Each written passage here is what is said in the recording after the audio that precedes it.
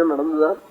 இப்படி யஜ்ஞம் நடந்து அவிபாகங்கள்லாம் கொடுத்து சர்வதேவதைகளும் புத்தாளாய் பகவான் கூட இருந்து மகர்ஷி மண்டலங்கள்லாம் இருந்து நடத்தின யஜ்ஞத்திலே கடைசியில முதல்ல சந்தனம் தாம்பூலம் கொடுத்து போய் கல்யாணத்துல முதல்ல ஆட்ட தாம்பூலம் கொடுக்கறதுன்னு பார்க்கறது இல்லையா? பெரியவாளா இருந்தா யார பூஜை பண்றது நம்ம யஜ்ஞத்திலேன்னு பார்த்தாள். என்ன யோஜனை பண்றேன், நமக்கு தெய்வம் பரமாத்மா கோபாலன் சுவாமியேன்னு விட்டான் சகதேவன். விஷ்மாதிகள்லாம் அப்படித்தான் பண்ணணும்னு விட்டாள். திவ்ய சிம்மாசனத்துல வச்சு கோபாலனை பூஜை பண்ணினாள். பூஜை பண்ணி எல்லாரும் பார்த்து ஆனந்தப்பட்டாள்.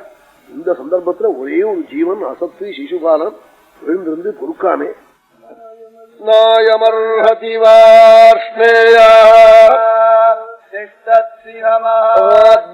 மகான்கள்லாம் இருக்கிற போது ஒரு இடக்குலத்துல பிறந்தவன், இடையர் வீட்டுல பிறந்தவன், அவனை வச்சு பூஜை பண்ணவாவது இது நியாயமா? வசுதேவர் இல்லையா, அவரை பண்ணப்படாதா? பீஷ்மர் இருக்கார் ஸ்வச்சந்த மிருத்து, ரோணர் உத்தம பிராமணன் இருக்கார், அவரை பண்ணாமே, வியாசரை பண்ணாமே, பண்ணவாவது? சுவாமியை பத்தி ரொம்ப நூறுக்கணக்கான விஷயம் வச்சுக்கிட்டான். 100க்கு மேல போயிடுச்சு. அவன் பிறந்த அன்னைக்கு நாலுகையோட பிறந்தான் சிசுபாலன். அவன் அம்மா அழுதாள், இப்படி நாலுகையோட பிறந்துட்டே இவனை கல்யாணம் பண்ணிக்க மாட்டேங்குமே போல் என்ன பண்றதுன்னு கவலைப்பட்டாள். அசரீர வாக்கு சொல்லிட்டு கவலைப்படாதே, யார் இவனை கொல்ல போறானோ அவன் தொட்டா 2 கையா போயிடும்.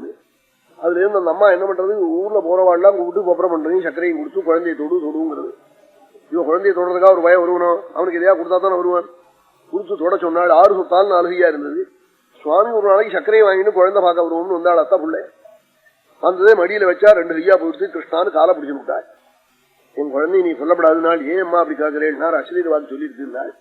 அசரீர வாக்கு சொன்னா அது பொய்யா போகாதேன்னார் சுவாமி.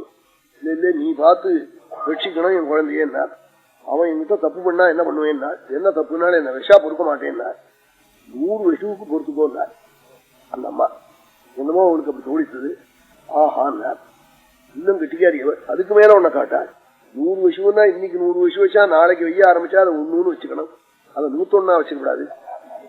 ரொம்ப கெட்டிக்காரி. அப்படி காட்டாள். அதுக்கும் ஆஹான் காட் சுவாமி. அதுக்காக என்ன பண்ணா, அந்த வயலுக்கு 2 வயசானத்துல இருந்து அக்ஷராபியாசமே இதுதான்.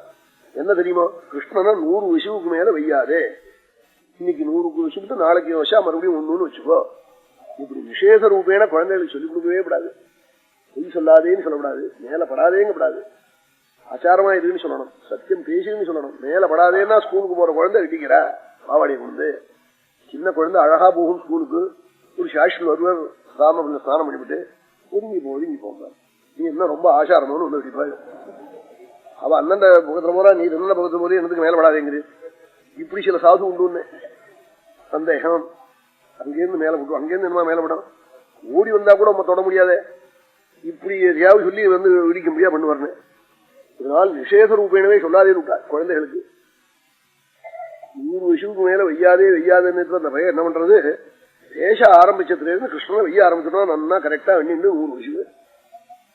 இன்னைக்கு கணக்கு இல்லாம விஷயப்பட்டான். உடனே சுவாமி சக்கராயுதத்தை எடுத்து விட்டுட்டாள். சொல்லிவிட்டாள் எல்லாரையும் கூப்பிட்டு, நான் பொறுத்துன்னேன், உங்களுக்கு எல்லாருக்கும் தெரியும் சொன்னாள். கழுத்துல போய் சக்கரம் போய் விழுந்தது, தலையை கீழே சல்லித்தது. ஒரு ஜோதிஷ் வரப்பட்டு பகவான பிரதட்சணம் பண்ணி நமஸ்காரம் பண்ணிட்டுதான் சிசுபாலனத்துல இருந்து ஒரு ஜோதிஷ் வந்தே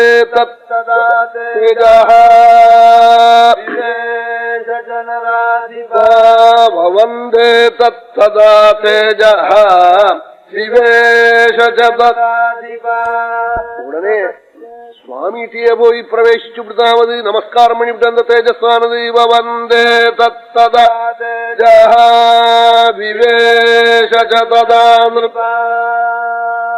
சுவாமிகிட்டே போயிடுச்சுன்னாள். ஏன்னாள், நித்தியம் பகவான பத்தி அவன் வையறதுக்காக அவன் பண்ணிருக்கிற தியானம் இருக்கே, அது கணக்கே இல்லையா.